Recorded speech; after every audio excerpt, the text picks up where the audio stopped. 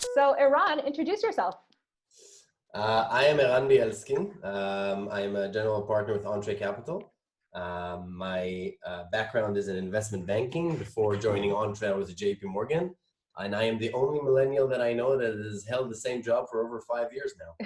I think that's probably true. That's quite the feat. But You didn't maybe get the the only memo. one in the world. That's awesome. So I can't help but notice that you're in slightly different settings than you usually are, right? Usually Entree's in these beautiful offices in the middle of all that's happening around investments. What's your current work from home situation? How are you handling it? So if we're lucky, you might either see my daughter run in here or hear her screaming for something.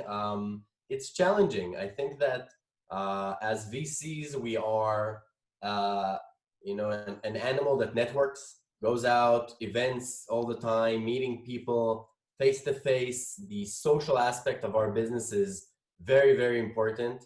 And it's a huge challenge for us to move to this setting, but I think that we get used to things. Humans, you adapt. So we already have timelines, and we have our deal flow meetings over Zoom, and we have a weekly with all of the office, and we've just gotten used to it already, to be honest. Do you think you'll go back to the office? For sure. I think that there's a big question around, can you make a seed investment without ever meeting the person in person? So we haven't yet, and we're trying.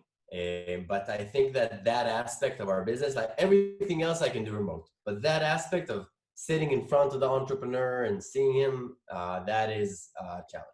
So that's actually one of my questions. How should a company now think about building a relationship with you or with other investors when they can't sit over a cup of coffee and look at the whites of your eyes? How can they build that relationship?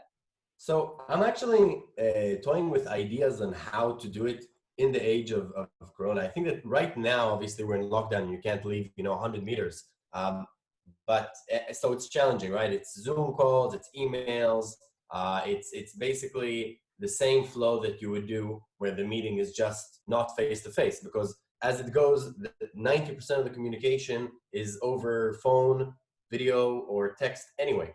Right. So the only element you have to replace is the face-to-face. And I think that down the line, that face-to-face will still happen. Maybe at a distance, maybe outside, you'll meet at the park, right? And just stand and talk, but that will happen. Are you, you mentioned that you guys have moved over to operating the business of the VC pretty easily onto Zoom, right? So you're doing your regular meetings, you're connecting with your partners. How are you connecting with your founders now? How regularly are you talking to your portfolio of founders? What are you hearing from them? Yeah, so I think that like any other investor, once crisis happens, you need to go and make sure that your company is doing okay. And do sort of a analysis of where they are, how much runway, what do you have to do. So we're constantly talking to all of our CEOs, even before the lockdown started. So we started planning for COVID around February, and with regards to action plan and making sure that we have a plan going forward. So right now it's pretty much, I wouldn't call it housekeeping, but it's making sure that the plan is going in order, making sure that nobody's sick, that everybody is, following the guidelines, and seeing how the market adapts and how we can be of service for these founders. If it's another intro, if it's another hour on strategy, sit on product, but the planning part is mostly behind us.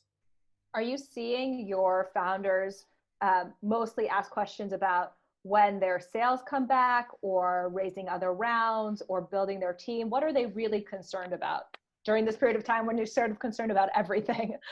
So yeah, obviously, it depends on the business, right? I mean, we have businesses that obviously are taking a hit, and we have some that are doing spectacularly well because they're selling, exactly to the target market, which is, stay at home and you're bored. So I think some businesses are booming right now. But, at the end of the day, I think they're most concerned about, or at least what they're asking us, is how will the investment environment look like in the next year or two, because they want to plan accordingly to that. The ones that aren't profitable, which are, most companies, obviously. The questions vary from, if it's a first-time founder, it's how to fire people. Some people, haven't fired a lot, and now you have to fire people. If you have to cut, people have to cut salary. How do you have that conversation? How do you have compensation conversations right now? Because it's a different market. If you're raising, what valuation? How do you have valuation discussion? So many, many questions. And what's your top line advice to them? Are you adjusting your advice given the conditions of the time? How are you adjusting that? So, every day is a new day. And a few weeks ago, it felt like we're going in the right direction. We saw China and Taiwan and Hong Kong. They were looking properly. And then Western Europe sort of just took a massive hit. So it really changes. But what we're trying to tell them is to be prepared for a very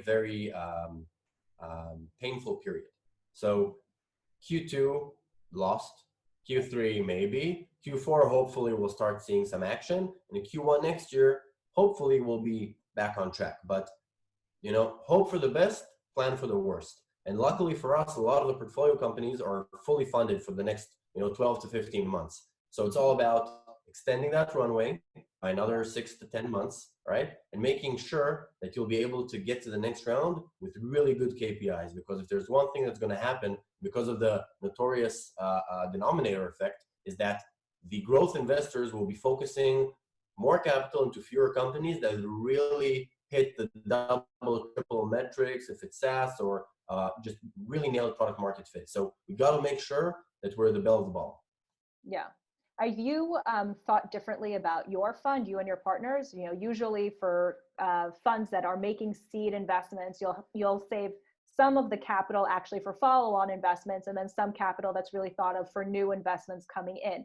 Are you thinking about shifting that balance to make sure the companies that are already part of your portfolio are going to have a longer runway to extend, or is that not yet part of the strategy and you're still looking for new deal flow? Yeah, so again, luckily for us, we were right at the end of the investments that we wanted to make for Fund 2. We thought about maybe doing one or two others, and then it was an easy decision to say, okay, let's stop with doing new investments in Fund 2. New investments we'll do out of Fund 3 that will launch soon, and save the money that we have here in order to do follow-on capital. But the effect is not very big, because when you think of it, it's another average seed deal is $2 million. So that's pretty much the effect that was cut from new deals and moved to the other fund.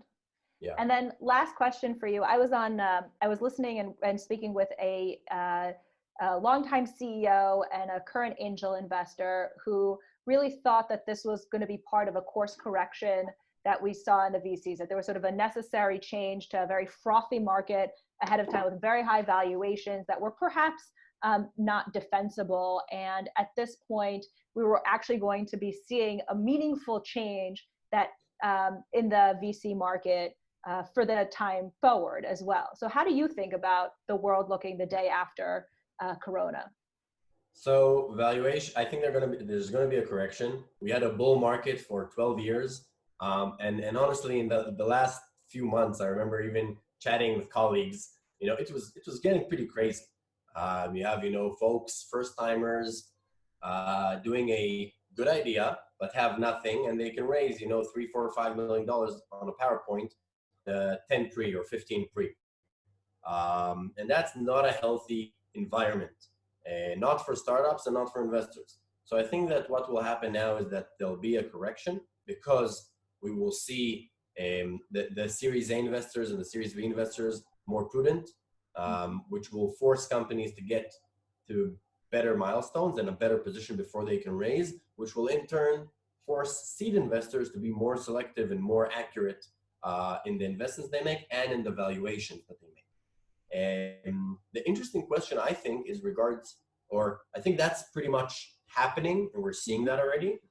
I think salaries are a more interesting question for engineers, because salaries for engineers have been really high and growing because of the massive requirement we have for talent. So the demand for talent is still high, but obviously it went down because some companies are not hiring, some companies are firing.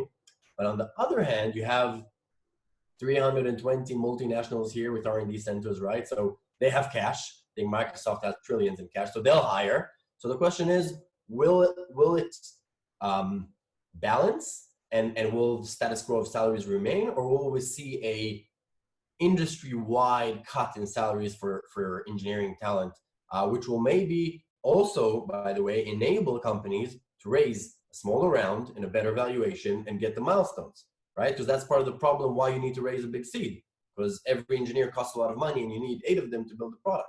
It's a deep tech product. So that's jury's out, but that's a very interesting point. I'd like to see how that goes. Definitely something to keep our eye on. Okay, so to sum it up, what's your best advice right now for founders, first-time founders who are building a company now and are trying to build their steps forward? Yeah, so if you're now building and you're pre-seed and you haven't fundraised, your timing is bad, but it's not the worst. If it makes sense, and only if it really makes sense, I would not pivot, but take COVID under consideration and how you design your product to try and reach product market fit in the next 2 years, which will be shaky, hazy, and a lot of working from home.